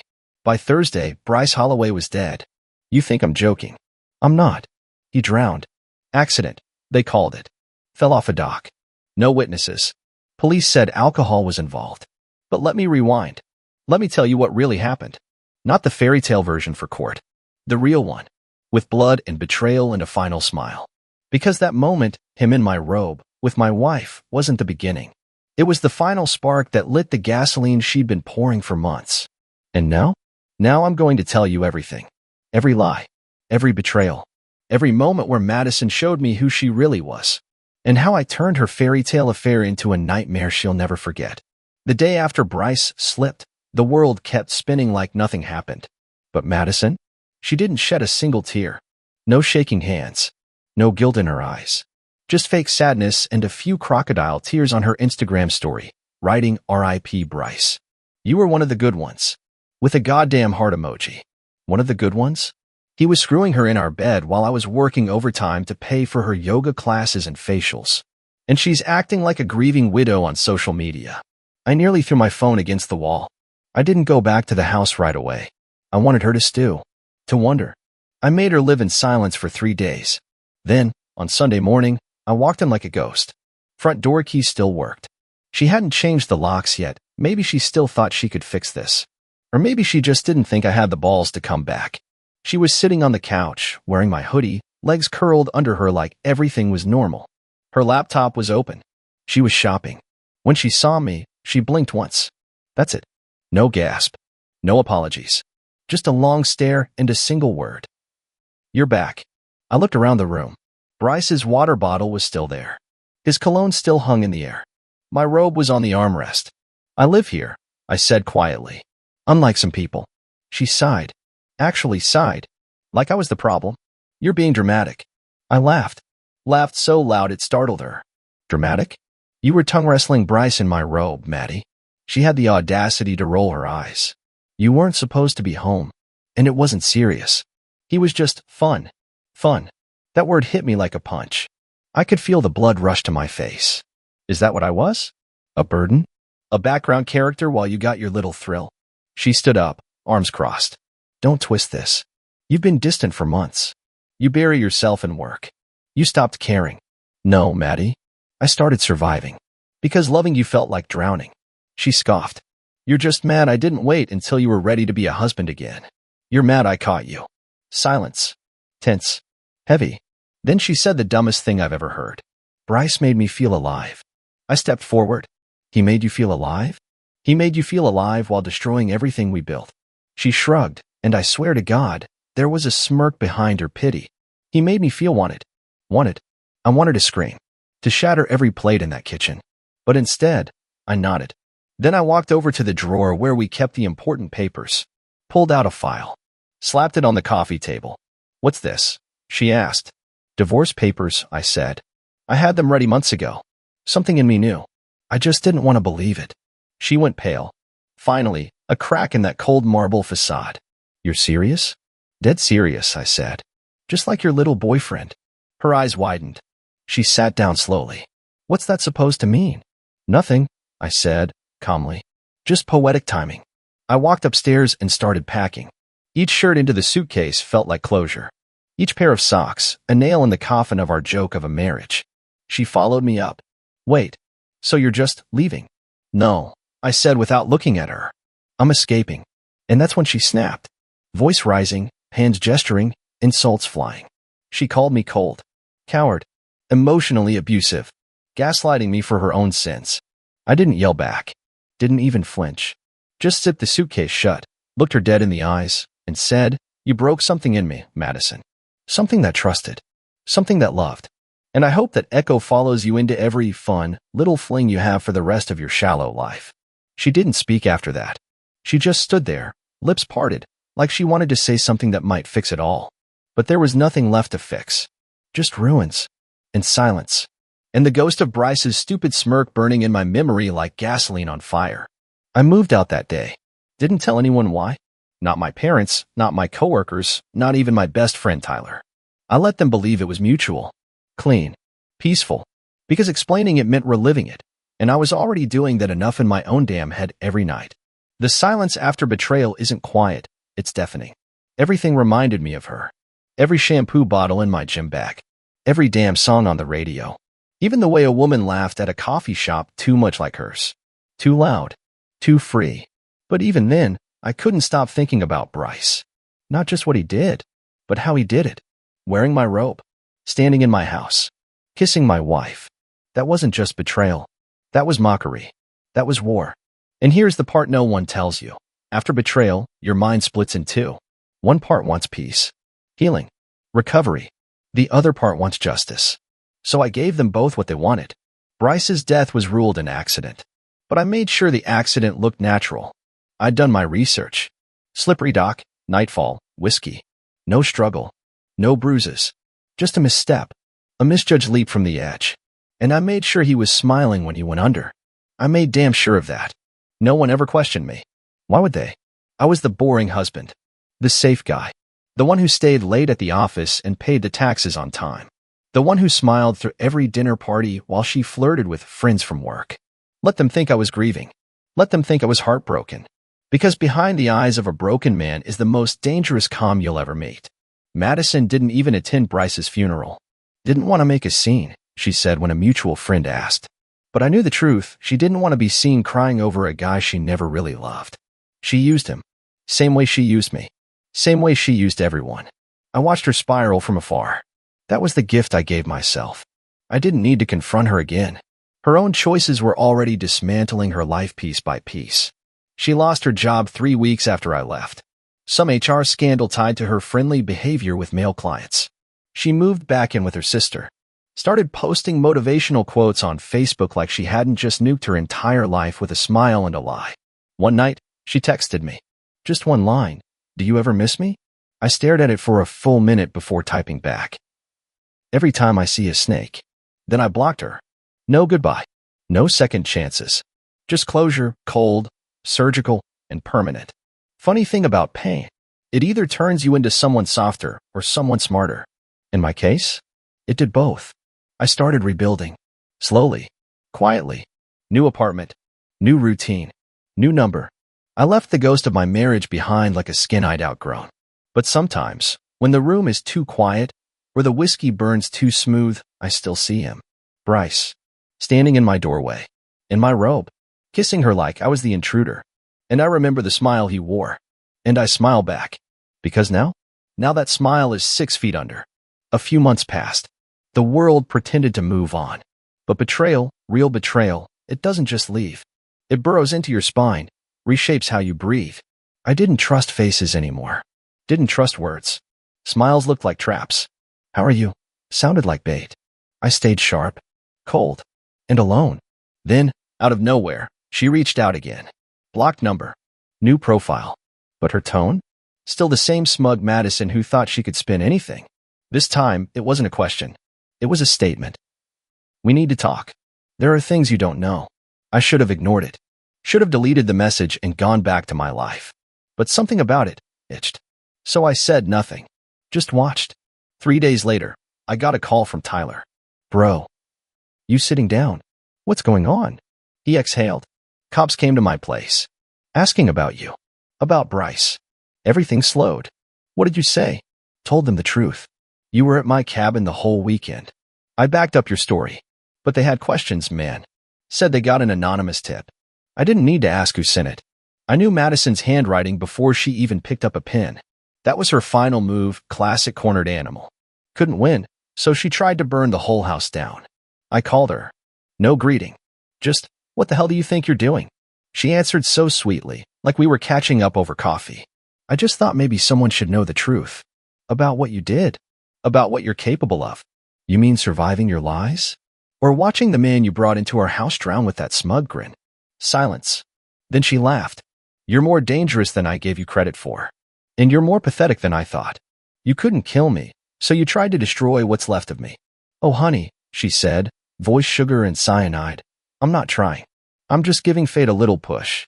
That was the moment I realized Madison wasn't just a liar. She was a sociopath in lipstick. I hung up, then lawyered up. There's a reason I always kept receipts.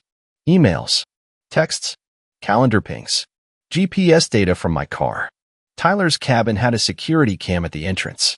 The one I installed last year, just in case. Let her play games. I had proof. When the police came, I was ready. Calm. Collected. Laid it all out with timestamps and documents and witnesses. Madison had sent the tip anonymously, but not cleverly.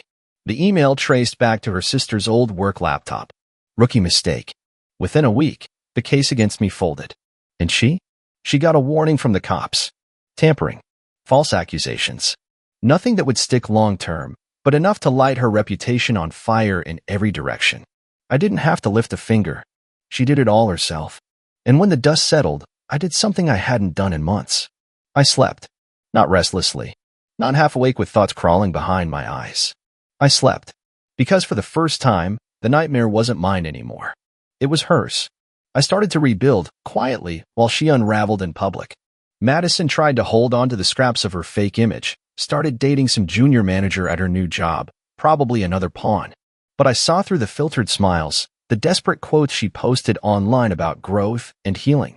You don't heal when you're the one who brought the knife. One night, I was out at a bar downtown with Tyler. Low-key place. Wood panels, soft light. The kind of place where no one knows your story, and that's the whole point. We were laughing over a beer when Tyler's expression changed. I turned. There she was. Madison. Alone. Dressed too nice for a Thursday night.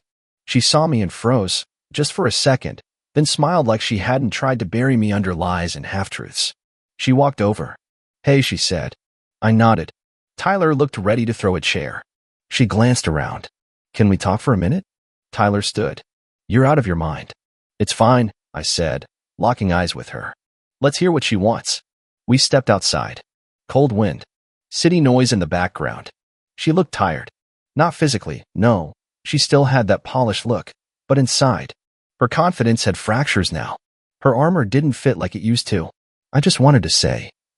I didn't mean for it to end like this, she started. Like what? I asked. You didn't mean for me to catch you? Or for Bryce to die? Or for the cops to show up at my door because you couldn't stand that I walked away? She swallowed hard. I was angry. Hurt. You didn't. No. Stop. You don't get to rewrite the script. My voice cut through her excuses. You torched our life for a few cheap thrills and then tried to act like I lit the match. Her eyes shimmered, but no tears fell. Not this time. You're right, she whispered. But you didn't have to let him drown. I leaned in, voice low. And you didn't have to let him live in my home. In my robe. In my space. She shook her head. I was stupid. No. You were selfish. And you still are. A long silence stretched between us. Then she asked the one thing I didn't expect. Did you ever love me? I didn't answer right away. I looked at her, really looked. Past the face I once kissed every morning. Past the lies and the betrayal. I loved the version of you that never existed. She flinched. I walked back inside. Left her standing in the dark. And that's the last time I ever saw her in person. Since then, I've kept moving forward. New place. New friends. I keep my circle small now. I watch people closer. I listen to silences more than I do words. Sometimes I think about that night, Bryce in the robe, Madison smiling like a winner, and I realize it wasn't the betrayal that changed me. It was the clarity. I saw them for what they really were. And more importantly, I saw myself. What I could survive. What I could become. And that was the real beginning. Weeks turned into months, and her name stopped echoing in my head like a curse. But one thing about pain, it doesn't just leave. It mutates. You don't forget betrayal. You just get better at hiding where it hit you. I started journaling. Not for healing, but to keep the facts straight. Names. Dates. Feelings. I wanted it all on paper, unfiltered, because I knew there would come a day when someone would try to twist it. Maybe her. Maybe someone like her. I wasn't going to let that happen again. One night, I got a knock at the door. Not a text. Not a call. An actual knock. I opened it, and there stood her sister, Rachel. She looked nervous, clutching her purse like it was a shield. Her eyes darted over my shoulder, like she was afraid someone was watching. "Can we talk?" she asked. I hesitated, then stepped aside. She sat stiff on the edge of the couch, like she didn't want to touch anything. "I shouldn't be here," she said. "But I thought you should know," Madison spiraling. I leaned against the counter. "And why is that my problem?" Rachel looked up. She's saying things. To people. About what happened to Bryce. About you. I raised an eyebrow. Still trying to rewrite history? She told someone at work you were obsessed. That you were violent. That she stayed with Bryce because she was afraid of what you'd do. I actually laughed. A hollow, cold sound. Right. That's why she was smiling when I walked in on them. That's why she wore lingerie I bought her to impress him. Rachel didn't defend her. That surprised me. "She's not well," she said quietly. And deep down, I think she knows she crossed a line she can't uncross. But that's not stopping her. I studied Rachel's face. She looked more ashamed than I expected. "You came here to warn me? Why?" She looked away. "Because I believed her once. When she said you were boring, controlling, cold.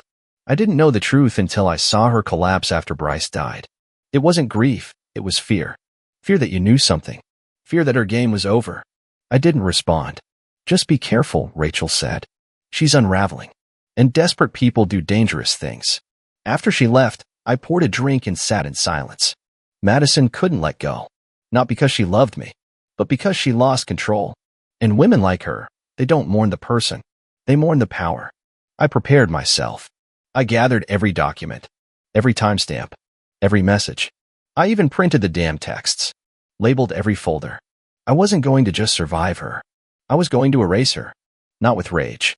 Not with revenge. With proof.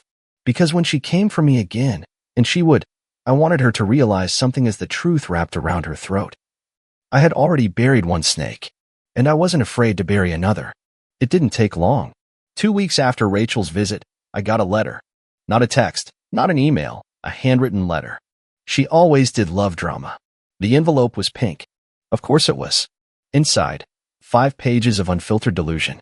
She called it a statement of truth, but it read like a love letter written by a narcissist drunk on her own fantasy. She painted herself as a victim. A fragile woman trapped in a cold marriage, emotionally starved, and pushed into someone else's arms. Said I was manipulative.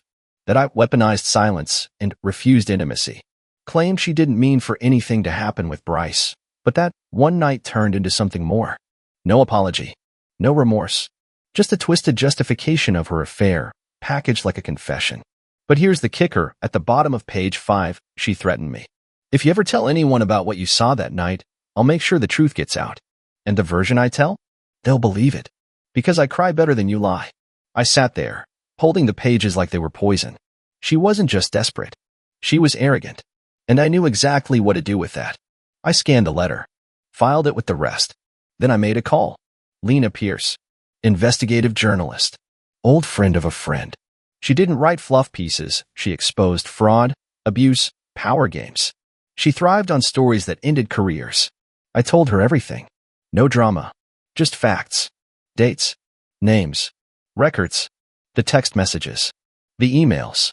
Even the footage of Madison coming out of a hotel at 3 a.m. with Bryce, wrapped in my coat. Lena didn't flinch. "This is a career killer," she said. "And you're okay with that?" "I'm not looking for revenge," I said. "I'm looking for air. I want her lies to rot in the sunlight." 2 weeks later, the article went live. False Love, the private games of Madison Taylor. It spread fast. Viral fast. Screenshots. Reddit threads. HR departments whispering. Her new job dropped her the same day. Her name trended for all the wrong reasons. And I didn't say a word. I didn't text her. Didn't reply when she called from a blocked number 16 times in 2 hours. Didn't respond when she left a voicemail sobbing, then screaming, then sobbing again. She finally got what she wanted, attention. But not the kind you can control. Rachel texted me later that night. Just 3 words. "She's finished talking." I stared at the message, then deleted it. Because I was done listening. There was nothing left to say. No more apologies. No more threats. No more gaslighting. No more desperate attempts to claw her way back into my life with fake vulnerability. She broke everything. And now she was left standing in the ruins, covered in ashes, clutching the match, just like she deserved. It's strange how quiet life becomes when the chaos is gone. Not the peaceful kind of quiet, more like standing in a house after a storm tore through it. The noise is gone, but everything looks different. Walls are cracked. Furniture's shifted. But you're still standing, breathing, alive. That's how I felt. I moved again. New city, different coast. Somewhere with cold wind and honest skies. I didn't bring much. Just a few bags, a decent suit, and the knowledge that I'd already walked through fire and didn't burn. I kept my circle small intentionally. No more people who smiled with one side of their face while sharpening knives with the other. No more oversharers, no more charmers, no more Madison Taylors. The last I heard, she tried to sue the magazine for defamation. It was dismissed. No legs to stand on when the truth comes with receipts. She disappeared after that. Deleted all her socials. Quit her job. Again. Moved out of state. Probably changed her name. She faded the way people do when their lies catch up and no one's left to believe them. And me? I healed in pieces. There wasn't one single moment when I woke up feeling free. It came in fragments. The first time I slept through the night. The first time I laughed and didn't feel guilty. The first time I walked past a woman in the street and didn't compare her to Madison's silhouette. Eventually, I stopped waiting for the next betrayal. I stopped expecting every smile to hide a knife. I just lived. But if you asked me what I learned, what I'd say to someone standing where I once stood, staring at the cracks in their marriage, wondering if they're going crazy or if the person they love is truly capable of something vile, I'd say this. Trust your gut. It whispers before it screams. The truth won't always arrive politely. Sometimes it slams the door open wearing your robe and kissing your wife. And when it does, don't beg. Don't reason. Don't try to fix what someone else took pleasure in breaking. Just walk. Walk with your head high and your silence louder than any lie they'll ever tell about you. Because in the end, Madison didn't ruin me. She revealed me. And I like the man I met on the other side.